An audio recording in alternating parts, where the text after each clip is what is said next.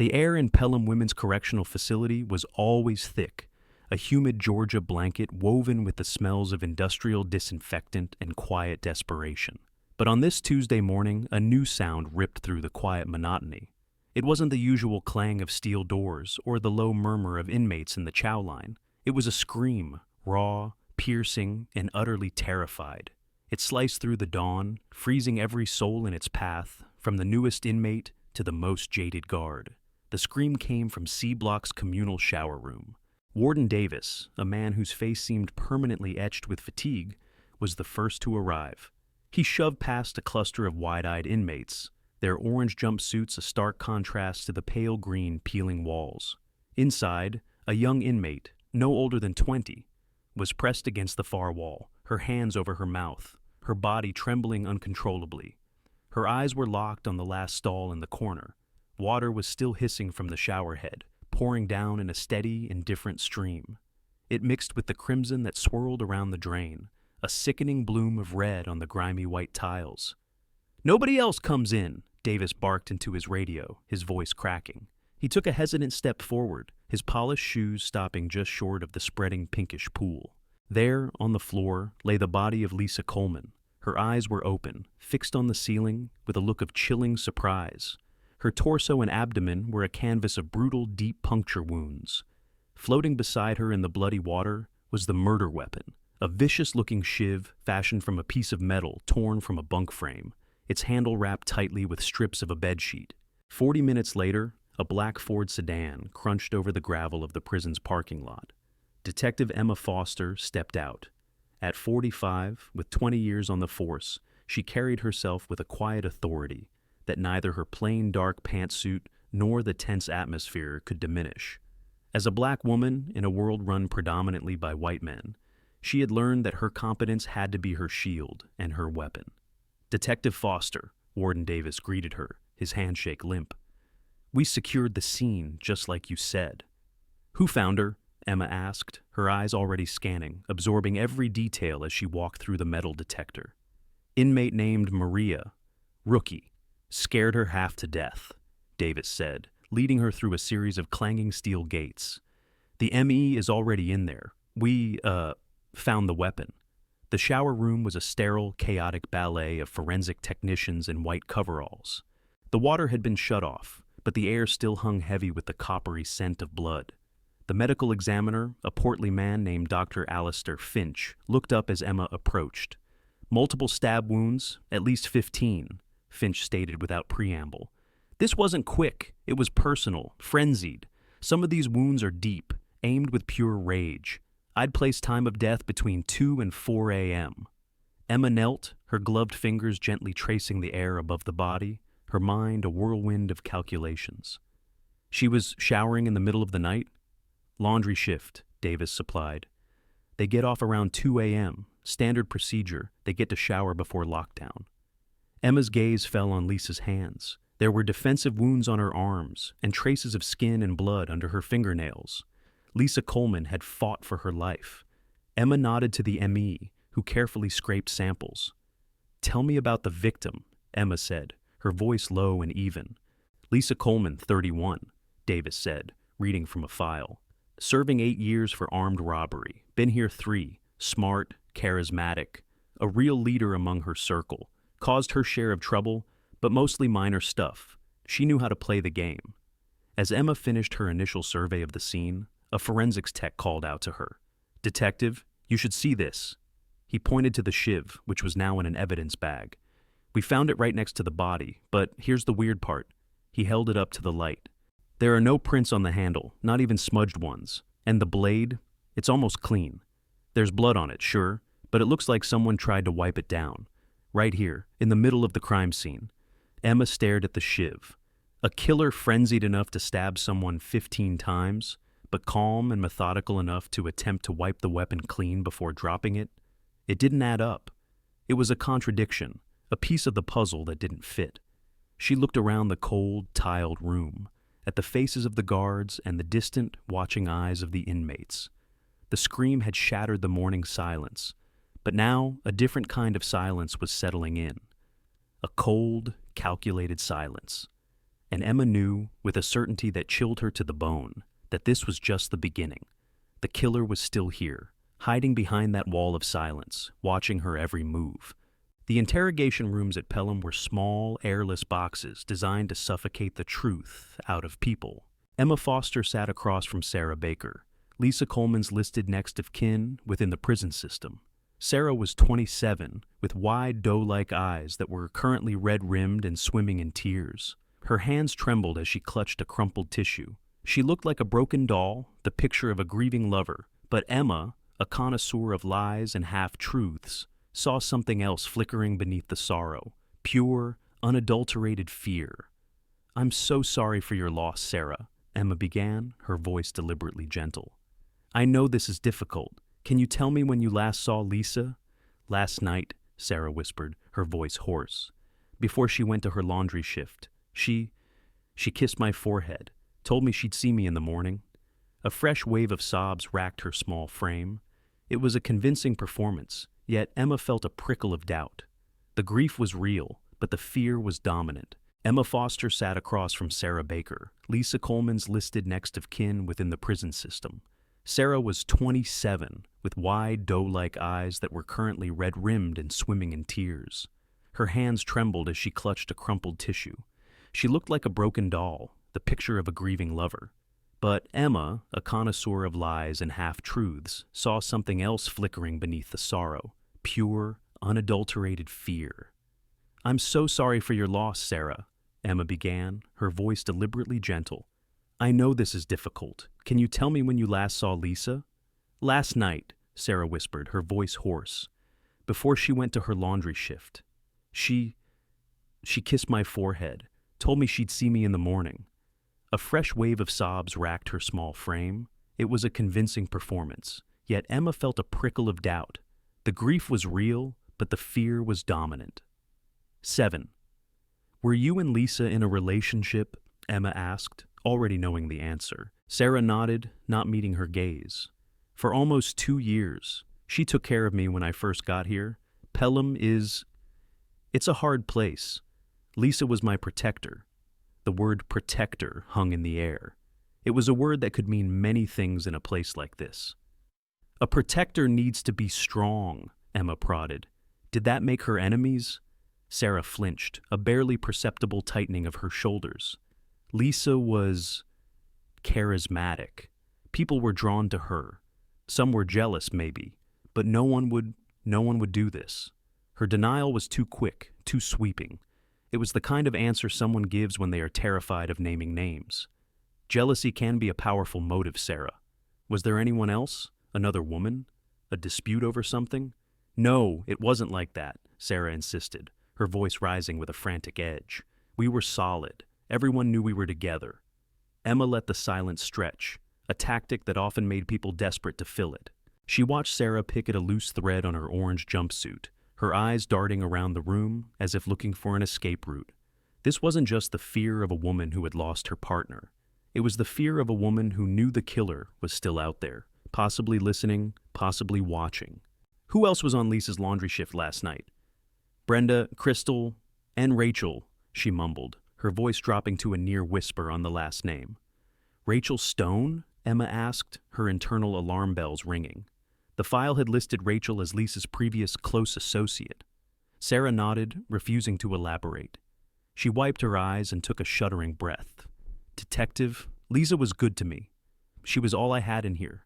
I can't think about who would do this. It hurts too much." Emma knew she wouldn't get anything more from her right now. Sarah was a wall of terrified grief. As a guard escorted a visibly shaken Sarah back to her cell, Emma felt a growing sense of unease.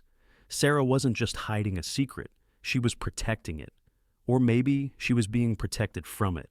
Emma stepped out into the corridor to clear her head and was met by a smirking corrections officer, a burly white man named Miller, whose nameplate was crooked on his uniform. He'd been hovering nearby during the interview. "Getting anywhere with the girlfriend?" he asked, his tone dripping with condescension. "These girls, they get real dramatic over their little spats." Emma's jaw tightened. She ignored the bait. "I need the visitor logs and call records for Lisa Coleman and Sarah Baker for the past 6 months." Miller chuckled, a low, grating sound. That's a lot of paperwork, Detective. We're a bit short-staffed today, you know, with the incident. His eyes held a glint of defiance, a subtle challenge. It was a classic power play, a reminder that this was his turf. I don't think you understand, Emma said, her voice dropping to a low, icy calm that had made hardened criminals confess. This is a homicide investigation. That paperwork is now evidence. You will get it for me, or my next call will be to the State Department of Corrections to discuss obstruction of justice. Am I clear, Officer Miller? The smirk vanished from Miller's face, replaced by a sullen resentment. He turned on his heel and stomped off down the hall without another word. The interaction, though brief, confirmed what Emma had sensed from the moment she arrived. The murder was one problem. The thick, suffocating culture of Pelham, with its casual racism and ingrained power structures, was another. People weren't just hiding secrets about the crime. They were hiding them within a system designed to keep outsiders out. Emma looked down at her notes. Sarah was terrified of something more than a ghost, and the name she had whispered with such reluctance, Rachel, was the next logical step. But as she prepared to call for Rachel Stone, she couldn't shake the image of Sarah's eyes. They were the eyes of a gazelle who had just watched a lion take down the strongest in the herd, and knew, with sickening certainty, that it was still hungry. If Sarah Baker was a fragile weeping willow, Rachel Stone was a block of granite. When the guards brought her into the interrogation room, she moved with a coiled, predatory grace. She was tall, with sharp features and intelligent, assessing eyes that held no fear, only a cold, simmering anger. Unlike Sarah, she wasn't broken by Lisa's death. She seemed energized by it. She sat down opposite Emma and stared at her, a silent challenge. I hear you had a history with Lisa Coleman, Emma began, forgoing the gentle approach she'd used with Sarah. A humorless smile touched Rachel's lips. History is a kind word for it. I was her first project here at Pelham, before your little lamb, Sarah. The condescension in her voice was thick. Project? That's what Lisa did, Rachel explained, leaning forward, her eyes glinting. She didn't just find girlfriends, Detective. She built a network. She found the new scared ones, offered them protection, a little contraband, a shoulder to cry on. She made them dependent, loyal, and once she had them, she owned them. This was a far cry from the grieving portrait Sarah had painted. Owned them for what? Emma pressed. For everything. Muling messages, hoarding commissary items, getting information. But her real currency wasn't cigarettes or favors. It was opioids. Emma's pen froze over her notepad. Explain. This place is flooded with prescription painkillers, Rachel said with a cynical shrug. Pills for anxiety, for chronic pain, for anything you can fake. Lisa had a system. She'd get girls to cheek their meds, hoard them, and then she'd redistribute them. A few pills to keep a girl compliant, a few more to get another one hooked. She was building an army, Detective, one desperate soul at a time. Sarah was just her newest, shiniest recruit. The revelation cast Lisa's murder in a new, dangerous light. This wasn't just a crime of passion. It could have been a business deal gone wrong, a power play within the prison's dark economy. You sound like you hate her, Emma observed. Hate is a luxury in here. I respected her game, even after she played me and moved on to Sarah. But a lot of people didn't. You're looking for enemies? You might as well pull a list of every inmate in C block. Rachel leaned back, a picture of detached confidence. Where were you last night? Between 2 and 4 a.m., Ms. Stone. The corner of Rachel's mouth twitched. This is my favorite part. I was in the SU. Emma frowned. Solitary? The very same, Rachel confirmed, a note of triumph in her voice. Got into a little disagreement with one of Lisa's other disciples a couple of days ago. They put me in the hole for 72 hours. I was locked in a concrete box, 5 corridors away from the showers. Guards check on me every 30 minutes. My alibi, Detective, is literally made of steel and concrete. So, unless you think I can phase through walls, you're wasting your time. It was a perfect, unshakable alibi. Emma knew she would have to verify it, but on the surface it made Rachel Stone untouchable. It also made her a much more credible source. A woman with a perfect alibi had no reason to lie. If you're so untouchable, why tell me all this about the opioid network? Emma asked, testing her. Rachel's expression hardened, and for the first time, Emma saw a flicker of raw emotion beneath the icy exterior. Because Lisa was a cancer, and whatever got cut out of this prison last night, it needed to go. But the thing about cancer, it metastasizes. Her network is still here, her lieutenants. They're probably scrambling for power right now. And your little lamb, Sarah, is standing right in the middle of it all, with no one to protect her. The warning was clear. The danger wasn't over. Lisa's death hadn't ended the threat. It had just created a power vacuum. As Rachel was escorted out, her confident stride never faltering, Emma felt the case shifting beneath her feet. The simple, tragic love story was dissolving into a complex conspiracy of drugs, power, and manipulation. Rachel was right. The pool of suspects had just expanded exponentially. Emma looked down at her notes, at the two conflicting portraits of Lisa Coleman, Sarah's beloved protector and Rachel's masterful drug-dealing puppet master. Both couldn't be entirely true, but both likely held a kernel of truth. The case had hit a wall. Rachel, the most likely suspect based on motive and history, had an airtight alibi. Sarah, the grieving lover, was too terrified to be truthful, and a whole network of shadowy figures was now in play. Emma felt a familiar frustration creeping in. This was what killers counted on: chaos, confusion, and a system too broken to see the truth. She needed something tangible, something Lisa couldn't manipulate and Rachel couldn't explain away. She needed to find Lisa's own voice, and she had a feeling she knew where to start looking.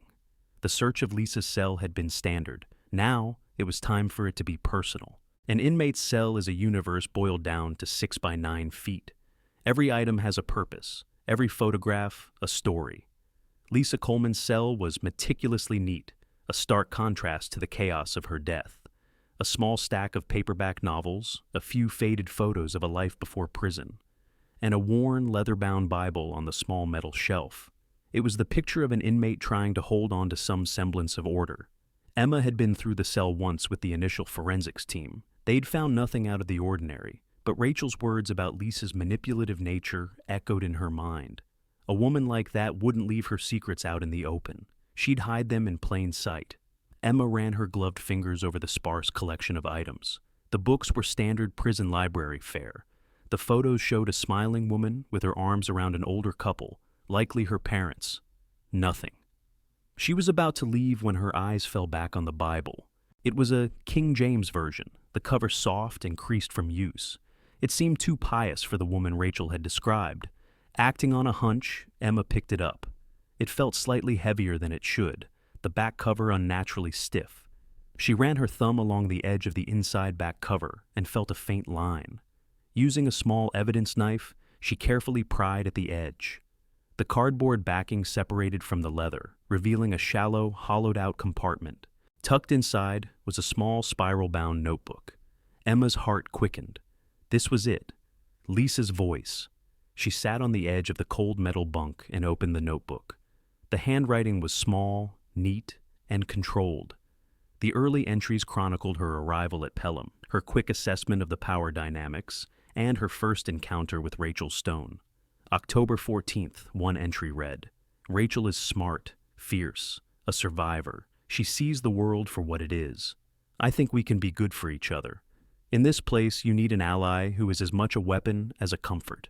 The entries detailed the rise and fall of their relationship, confirming Rachel's story. Lisa wrote about their passion, but also about Rachel's intensity, which she eventually found suffocating. Then, the entries shifted to Sarah, May the 2nd. A new girl arrived today, Sarah Baker. She looks like a lost bird, so breakable. Rachel hates it when I look at them like that. She calls it collecting strays. I call it an investment. Emma flipped through the pages, watching the calculated seduction of Sarah unfold. Lisa documented how she had won Sarah's trust, isolated her from others, and made herself Sarah's entire world. It was a chillingly precise blueprint of psychological manipulation. But then, about a month ago, the tone of the entries changed. A new, frantic energy bled through the neat script. August 21st, the infirmary nurse called me in. The test came back positive. I knew it was a possibility after James, my ex. But seeing it in black and white, HIV, God. How do I tell Sarah? I can't. Not now. She'd leave me. I can't be alone in here. I'll be careful. It'll be fine. Emma felt a cold dread settle in her stomach. There it was, a motive powerful enough to fuel a murderous rage. If Sarah had found out that Lisa had knowingly exposed her to HIV, the betrayal would be absolute. It explained Sarah's terror. She wasn't just grieving a lover, she was facing a potential death sentence. But the final entry, dated just 3 days before the murder, was the one that made the hairs on Emma's arms stand up. It was a single folded piece of paper tucked into the last page of the notebook. The handwriting was shakier, more agitated. September 12th. I saw Sarah leaving the infirmary today. She looked like she'd seen a ghost. She wouldn't look at me. Later, I saw her talking to Rachel in the yard. Rachel was holding her, comforting her. Then Rachel looked over at me, and I saw it in her eyes. She knows. That bitch knows, and she told Sarah. She's trying to take Sarah from me, trying to destroy everything. I have to shut her up, permanently, before she ruins everything. Emma stared at the page, her mind reeling. The entire narrative had just been flipped on its head. She had been chasing the theory that a scorned lover had killed Lisa in a fit of vengeful rage. But this diary entry painted a different picture entirely. Lisa, the victim, had been planning a murder of her own. She had been planning to silence Rachel Stone. This changed everything. It meant Rachel's alibi, her perfect concrete alibi, might not have been for the night of Lisa's murder. It might have been her shield against Lisa's planned attack. It also meant that someone had gotten to Lisa first. The question was no longer just who killed Lisa, it was who knew Lisa was planning to kill Rachel. Did Rachel strike first in self-defense? Or did someone else intervene? Emma carefully placed the diary and the loose note into an evidence bag. The air in the small cell suddenly felt colder, heavier. Lisa Coleman wasn't just a victim anymore. She was a predator who had been hunted down. And Emma had a terrible feeling that the most dangerous animal in this jungle wasn't the one who was dead, but the one who had survived. Armed with the dynamite revelation from Lisa's diary, Emma Foster knew her next move. The entire investigation had been built on a false premise, that every inmate was securely locked down. Rachel Stone's ironclad alibi was the cornerstone of that premise. But Lisa's plan to shut Rachel up made Emma question everything. It was time to dismantle that cornerstone, and the person holding the sledgehammer was Warden Jane Hill. Emma found her in the warden's main office, a starkly different environment from the interrogation rooms. It had a wooden desk and a window that overlooked the prison yard, a small symbol of power and separation. Emma bypassed the pleasantries. "Warden Hill, we need to talk about the security protocols on the night of the murder," Emma began, her tone leaving no room for argument. She placed a copy of the C-Block guard rotation schedule on the desk. "You were the supervising officer for the wing where the laundry showers are located." "That's correct, Detective," Jane said, her expression carefully neutral. "As I stated, I was at my post. All inmates were accounted for." "All of them?" Emma countered, letting a bead of silence hang in the air. "Including Rachel Stone, who was in the special housing unit?" "Of course. The SHU is the most secure part of the facility. She was on a 30-minute check schedule." Emma leaned forward, her eyes locking onto Jane's. "Then, can you explain this?" She pushed a photocopied page from Lisa's diary across the desk, the page where Lisa threatened to permanently silence Rachel. Lisa Coleman believed Rachel was a threat. She was planning to harm her. Now, a woman like Lisa, a master manipulator, wouldn't make a move unless she knew she had an opportunity. "So, I'll ask you again, was your wing completely secure between 2 and 4 a.m.? Jane Hill's professional mask began to crumble. Her gaze flickered from the diary page to Emma's unwavering stare. A faint blush crept up her neck. She was a career corrections officer, a woman who had built a life on rules and protocols. But in that moment, she looked like just another person with a secret. "The cameras in that hallway were malfunctioning," she stammered, falling back on her initial report. "I'm not asking about the cameras, Warden. I'm asking about you," Emma pressed, her voice like velvet-wrapped steel. "Your log shows you remained at your post, but the logs from the main gate show your personal vehicle didn't leave the premises until nearly 45 minutes after your shift ended. That's a long time to be debriefing." The blush on Jane's neck deepened to a painful crimson. She wrung her hands, her knuckles white. The carefully constructed facade shattered. I stepped away," she admitted, her voice barely a whisper. There was an issue I had to deal with. What kind of issue? Jane hesitated, then seemed to deflate. It was, personal. My ex-husband. He was supposed to have our son, but he was drinking again. He called me, screaming. I went to the administration building to use a landline, to try and reason with him, to call my sister, to go get my boy. How long were you gone from your post, Warden? Emma asked, her voice softening slightly but losing none of its intensity. Jane squeezed her eyes shut. 20, maybe 25 minutes. I know I broke protocol. I was terrified for my son. I thought it would be fine. The block was quiet. 25 minutes. It was an eternity. A gaping hole in the prison security through which a killer could have easily slipped. This admission blew the case wide open. While you were gone, Emma continued, was it possible for an inmate to be moved without it being on the official record? Jane's eyes flew open, filled with a new kind of panic. She knew where this was going. It's not supposed to happen, she said weakly. But it does, doesn't it? Favors for favors, a sympathetic guard. Jane finally broke. Look, she said, her voice trembling with a mixture of fear and guilt. I shouldn't be telling you this. It's my job on the line. But when I was coming back from the admin building, I saw something. Officer Miller, the one you had words with earlier, he was escorting Rachel Stone out of the SHU block. Emma's mind raced. Miller, the belligerent guard. Where was he taking her? He said she was having a panic attack, that he was taking her to the infirmary to get a sedative. It seemed plausible. It happens, but the infirmary is in the opposite direction of where they were heading. They were walking towards C block. Emma felt a surge of adrenaline. This was it, the missing piece. And you did nothing? What was I supposed to do? Jane cried, her voice cracking. Challenge him? I had just broken protocol myself. I kept my head down and walked back to my post. I didn't want any trouble. She had chosen self-preservation over her duty. Her lie had nearly derailed a homicide investigation. But now, the truth was out. Rachel Stone was not in her cell. She had been out, moving through the prison with a guard as an escort, during the exact window of time Lisa Coleman was murdered. Her ironclad alibi wasn't just broken, it had been obliterated. And it had been broken by one of the very people meant to enforce it. The system wasn't just flawed, it was complicit. The revelation that Rachel Stone had been out of her cell changed the game, but it didn't solve the case. It just put her back at the top of a very messy suspect list.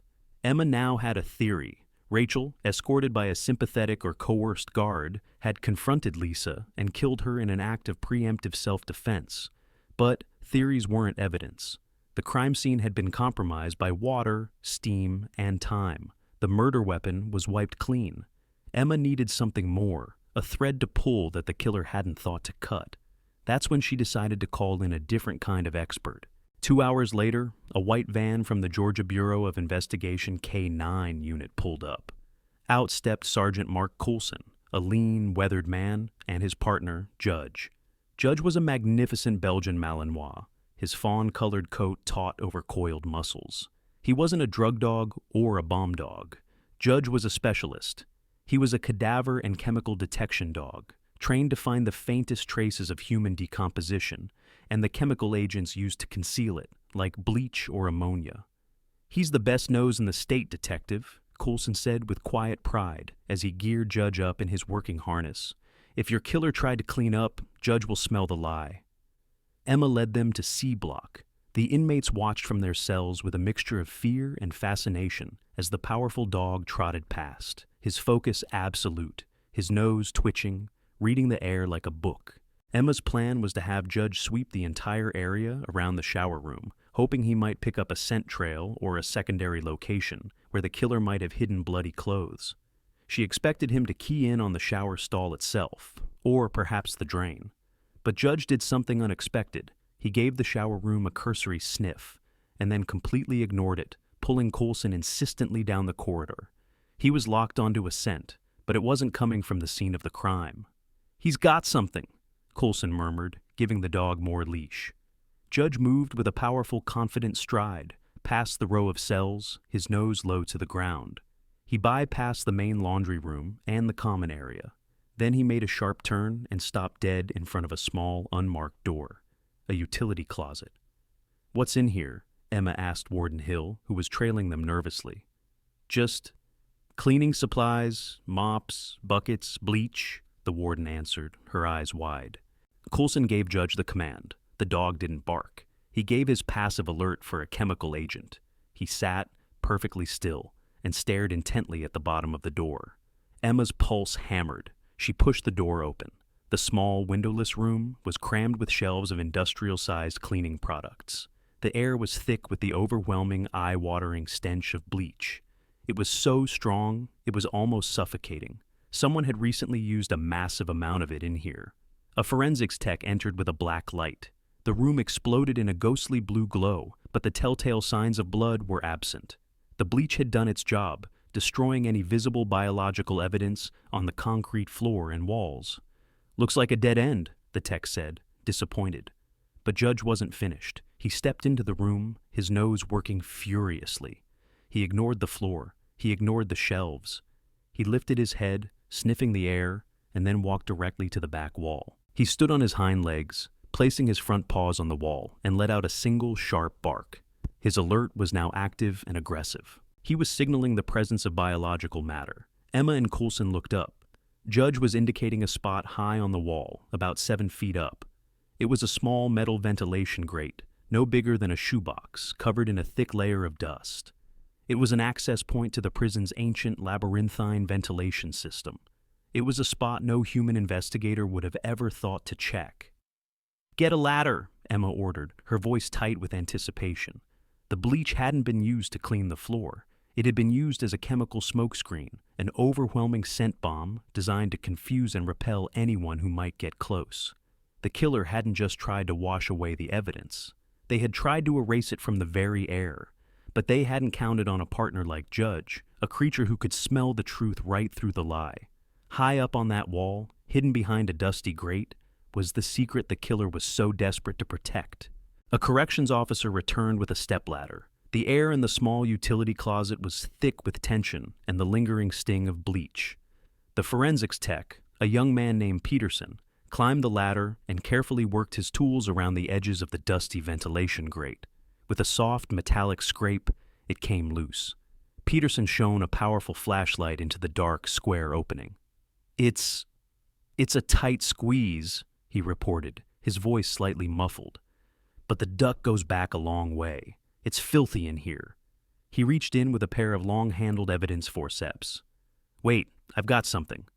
Slowly, carefully, he pulled his hand back out.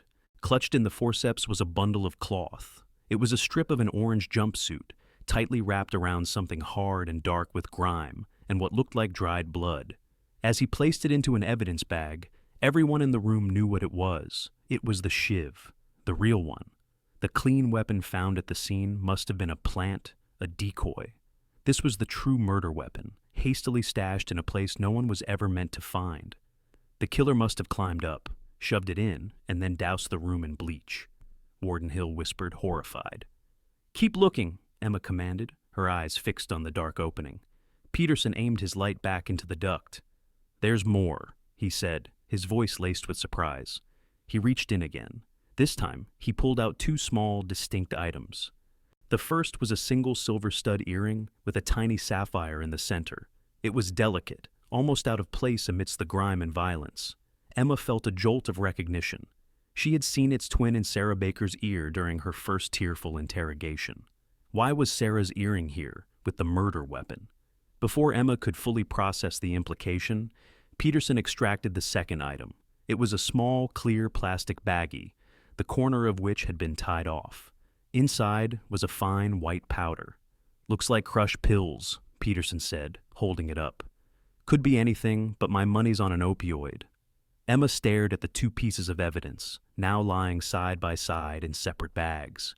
It was a treasure trove, but it was also a baffling contradiction.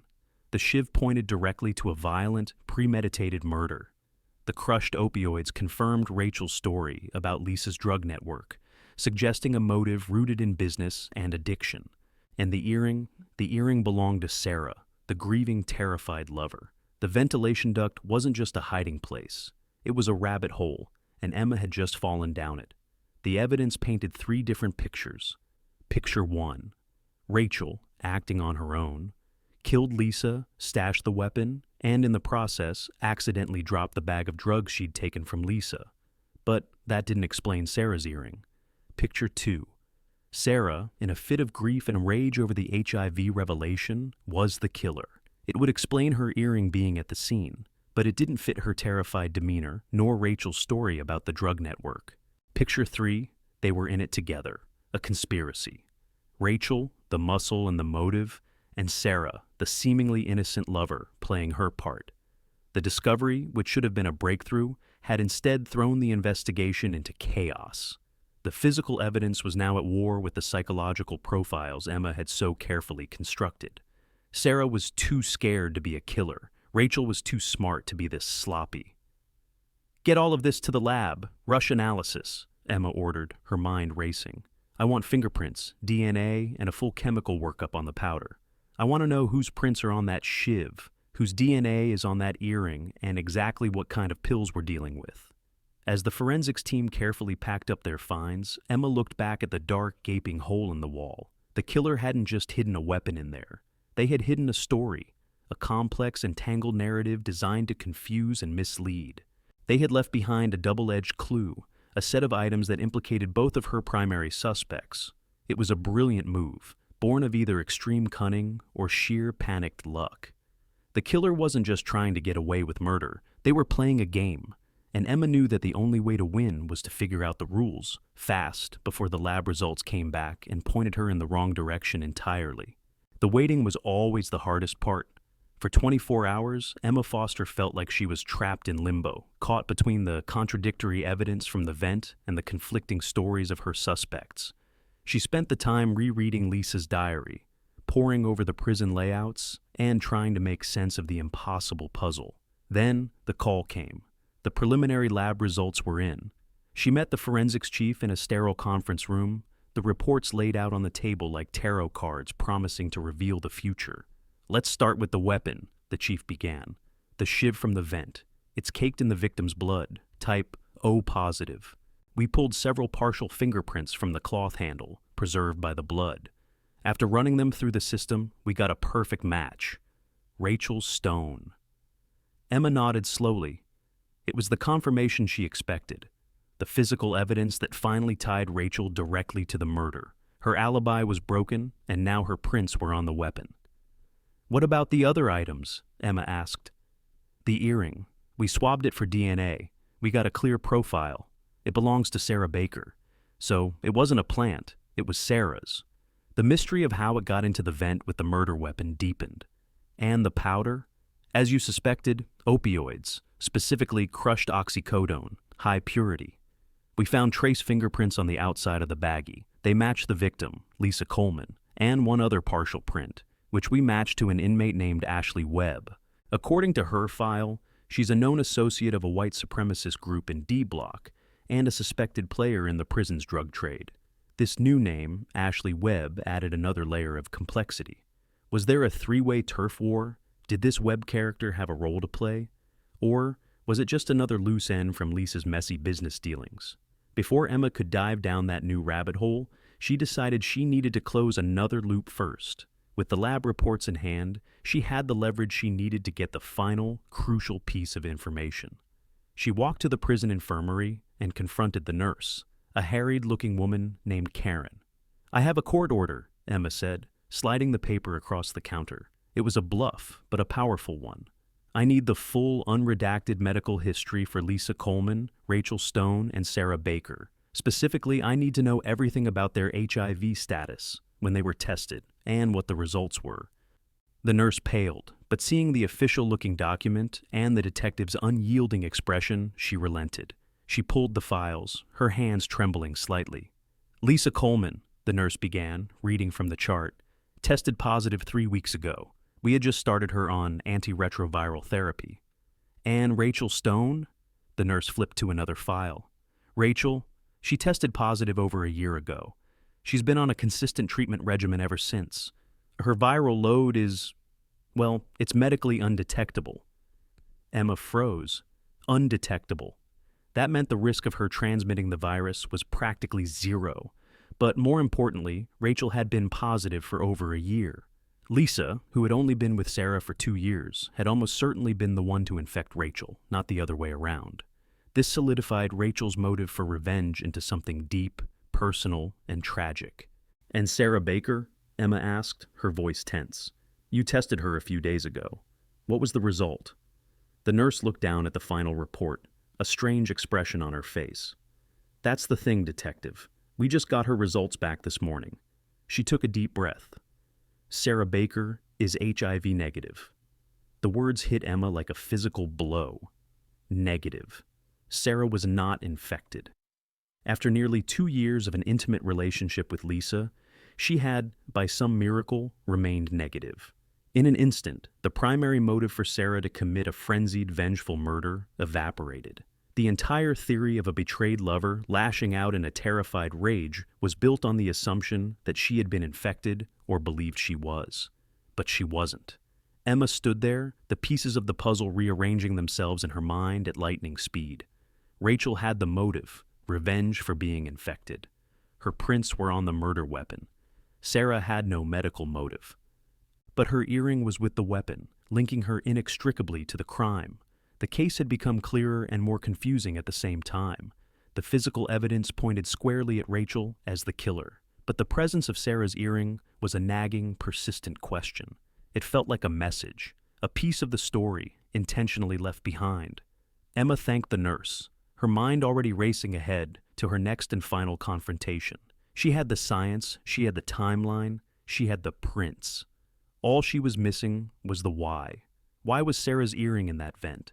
The answer to that question, she suspected, was the key to the entire case, and only one person could give it to her. It was time to talk to Rachel Stone one last time. The air in the interrogation room was heavy and still. This time, there was no pretense, no game of cat and mouse. Emma laid out the evidence on the metal table between them. The photo of the shiv, the lab report with Rachel's name next to the word fingerprints, and a copy of Officer Miller's revised statement admitting he had escorted her from the SHU. Rachel Stone looked at the items, her face a mask of calm indifference. But Emma could see the slight tightening of her jaw, the barely perceptible tension in her shoulders. The granite was beginning to show its cracks. "Your alibi is gone, Rachel," Emma began, her voice low and even. "Your fingerprints are on the murder weapon. We know you were out of your cell. It's over. All that's left is the why." Rachel was silent for a long moment, her dark eyes fixed on Emma's. The silence stretched, thick with unspoken words. Then she gave a slow, deliberate nod. It wasn't a gesture of surrender, but of acceptance. "You want to know why?" she asked, her voice raspy, as if dredged up from a deep, bitter well. "You think it was just because she gave me this disease?" She gestured vaguely at her own body. "That was part of it. That was the beginning, but it wasn't the end." She leaned forward, and the cold mask dropped away, revealing a raw, burning intensity. "I watched her with Sarah. I saw her doing the exact same thing she did to me. The same sweet words, the same promises of protection, the same web of dependency. And I knew she was sick. I knew she was a loaded gun, and she was pointing it right at that girl's head, and she didn't care if the trigger got pulled." Emma listened, not interrupting, letting the dam of Rachel's anger and grief finally break. "When Sarah came to me a few days ago, crying, telling me Lisa had confessed about the HIV, I felt it all over again. The betrayal, the worthlessness. But this time, it wasn't just about me. It was about Sarah. Lisa was going to destroy her, not just with the virus, but with the drugs. She was getting Sarah hooked on the oxy, making her weak, making her need her. Lisa didn't love Sarah. She was colonizing her soul. Her voice dripped with a righteous fury that was terrifying in its clarity. "So, yes, I did it," she said, the words sharp and clear, with no hint of remorse. "I convinced Miller to let me out. It wasn't hard. He's a weak man who likes to feel powerful. I told him I needed to warn Lisa about a shakedown, that it would make him look good if he helped stop it. He bought it. He walked me to C Block and looked the other way." She described the confrontation in the shower room with a chilling detachment. "She wasn't surprised to see me. She laughed. She told me Sarah was her property now, and that I was old news. She said if I made trouble, she'd tell everyone I was the one who brought the sickness into Pelham. She tried to make me the villain." Rachel's eyes glittered with unshed tears. I had the shiv. I'd made it weeks ago. Not for her, not really. Just to have it. In here, you need to have something that's only yours. When she said that, when she tried to pin her filth on me, I snapped. I didn't even think. I just stopped her. I stopped the poison from spreading. She recounted how she dragged Lisa's body into the stall, turned on the water to wash away the blood, and ran to the utility closet. I knew about the vent, she said.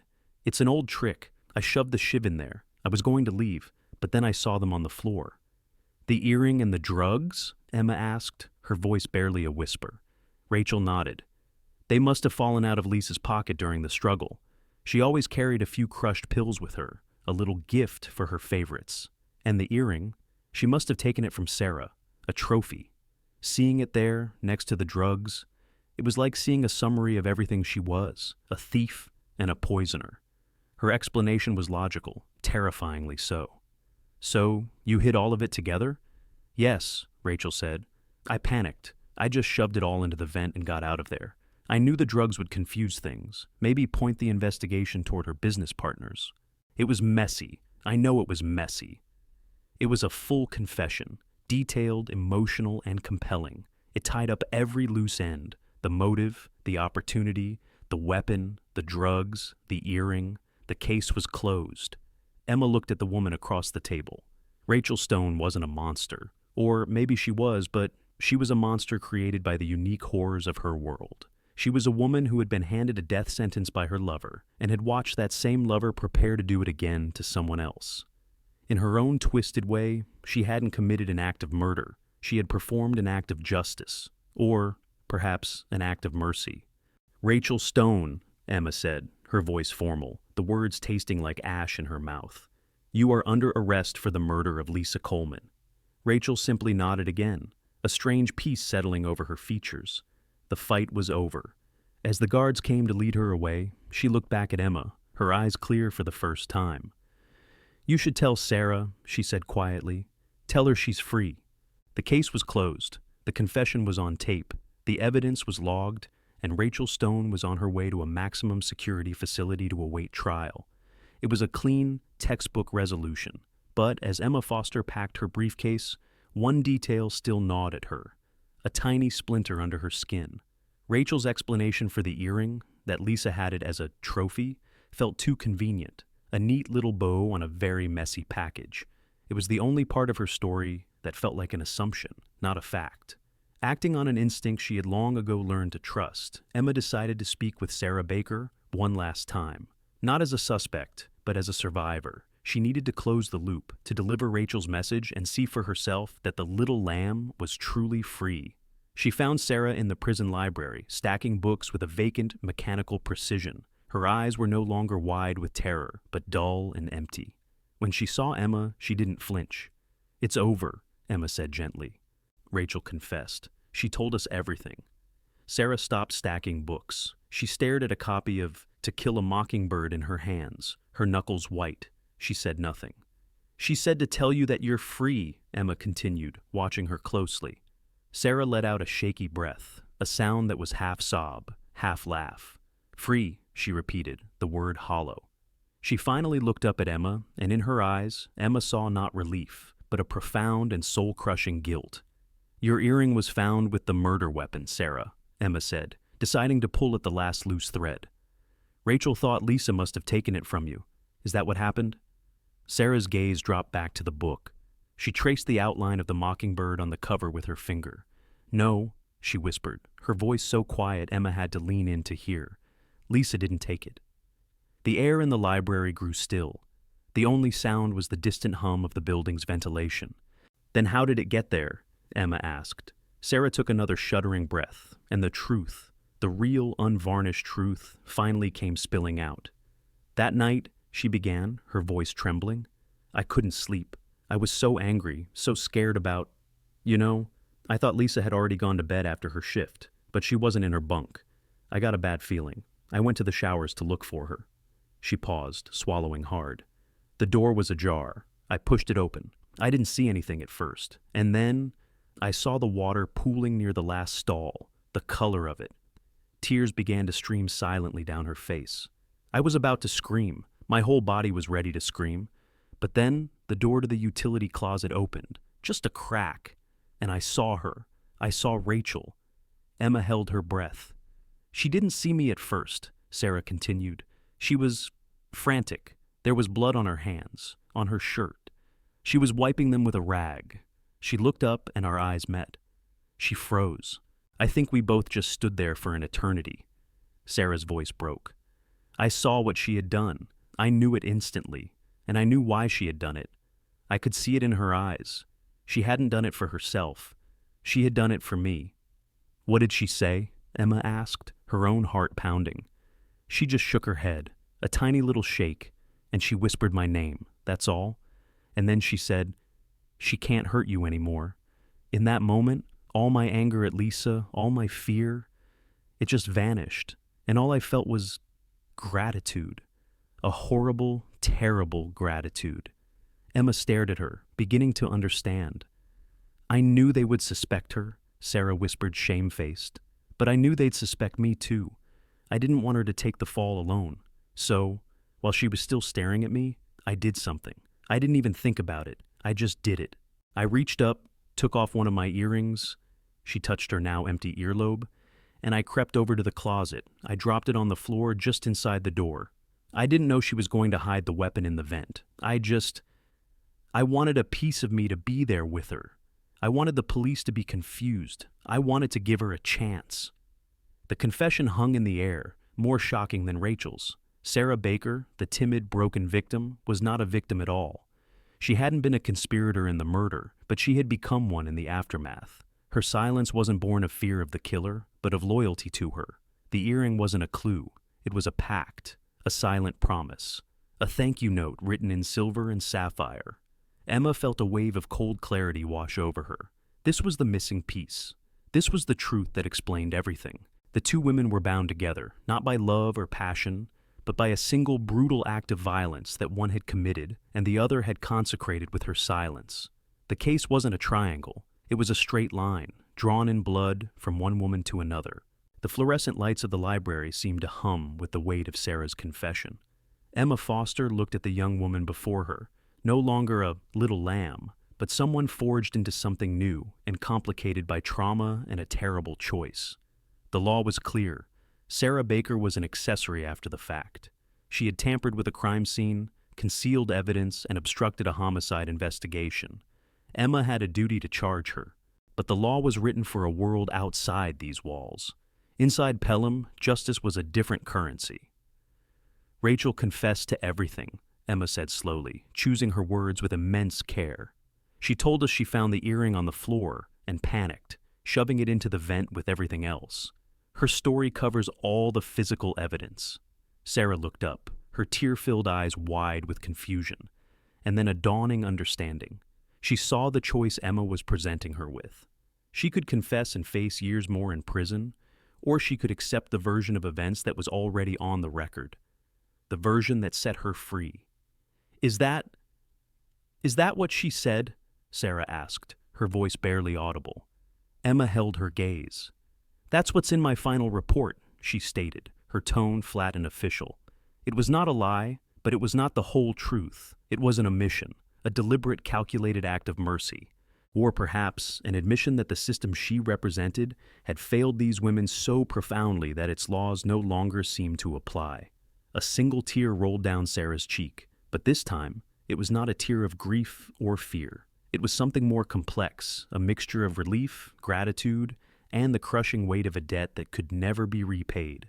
She simply nodded. The legal proceedings were swift. Faced with overwhelming evidence and her own confession, Rachel Stone pled guilty to second-degree murder, avoiding a trial. She was sentenced to life in prison, with the possibility of parole after 25 years. She accepted her fate with the same quiet stoicism she had shown all along. Ashley Webb and her associates were investigated for the drug network, but the connections were too tenuous, the witnesses too terrified to talk. The prison's dark economy simply found a new leader. Emma Foster closed the Pelham file and returned to her life of chasing ghosts in the city. But the case never truly left her. Months later, she received a small, anonymous envelope at her precinct. Inside was a newspaper clipping, Sarah Baker, having served the remainder of her sentence, had been granted parole. There was a small, grainy photo of her walking out of the prison gates, blinking in the sunlight. A free woman. Emma tacked the clipping to the corkboard in her office, among the photos of victims and perpetrators, the solved cases and the cold ones. It was a reminder. The case of the Pelham prison plague was never about a simple love affair gone wrong. It was a story about a closed ecosystem, a brutal world where the official rules of justice were a distant rumor. In that world, Lisa Coleman had been a predator, using love as a weapon and secrets as chains. In response, Rachel Stone had become an executioner, delivering a form of brutal personal justice that the system never could. And Sarah Baker, caught in the middle, had made a choice, not between right and wrong, but between two different kinds of survival. Emma looked at the photo of Sarah, a ghost stepping back into the light. She had been given a second chance, paid for by another woman's entire life. There was no clean moral, no simple victory of good over evil. The lesson, Emma realized, was quieter and far more chilling. It was a lesson about what happens when people are pushed past the breaking point in places the light doesn't reach. It's that when society builds walls to lock away its monsters, it sometimes creates the perfect environment for new ones to be born. And occasionally, just occasionally, it forces its prisoners to become their own saviors, even if that salvation must be bought with blood.